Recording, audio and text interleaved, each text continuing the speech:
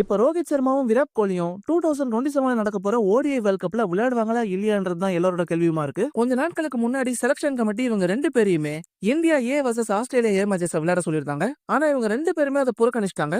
So இதனால கொஞ்சம் கடுப்பான செலக்ஷன் கமிட்டி ரோஹித் சர்மாவோட ஓடிஐ கேப்டன் பதவியை நீக்கிட்டு சுப்மன் கில்ல புதிய கேப்டனா நியமிச்சது மட்டும் இல்லாம இந்த ரெண்டு வெட்டரன்ஸுக்குமே ஒரு ஸ்ட்ராங்கான மெசேஜையும் அவங்க கன்வே பண்ணிருந்தாங்க. கூடவே ஒரு சில எக்ஸ் கிரிக்கெட்டர்ஸும் ரோஹித் சர்மாக்கும் விராட் கோலிக்கும் வேர்ல்ட் கப் ஸ்பாட் வேணும்னா அவங்க கண்டிப்பா டொமஸ்டிக் கிரிக்கெட்டை விளையாடி ஆகணும்னு சொல்லியிருந்தாங்க. சோ இந்தியாவுக்கு ஆஸ்திரேலியா கூட அக்டோபர் மாசத்துல 3 ஓடிஐ மேட்சஸும் நியூசிலாந்து கூட ஜனவரியில 3 ஓடிஐ மேட்சஸ் இருக்கு.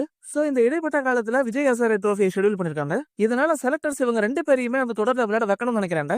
அதாவது விஜய் ஹசாரே ட்ரோஃபியை விளையாடுங்க, இல்லனா 2027 வேர்ல்ட் கப்பை மறந்துடுங்கன்ற லெவல்ல தான் அவங்க எச்சரிக்கையா கொடுத்திருக்காங்க. இதனால இப்ப ரோஹித் சர்மாவும் விராட் கோலியும் ஒரு வழியா இந்த கண்டிஷன்ஸ்க்கு ஒத்துக்கிட்டு இப்ப விஜய் ஹசாரே ட்ரோஃபியை விளையாடுறதுக்கு முடிவு பண்ணதா சொல்லப்படுது. சோ ரோஹித் சர்மாவும் விராட் கோலியும் வேர்ல்ட் கப்பை விளையாடுறதுக்காக என்ன வேணாலும் செய்யறதுக்கு இப்ப ரெடியா இருக்காங்கன்னு தெரியுது. மக்களை இவங்க ரெண்டு பேரும் இந்தியாவுக்காக 50 ஓவர் வேர்ல்ட் கப்பை விளையாடுவாங்கன்னு நினைக்கிறீங்களா?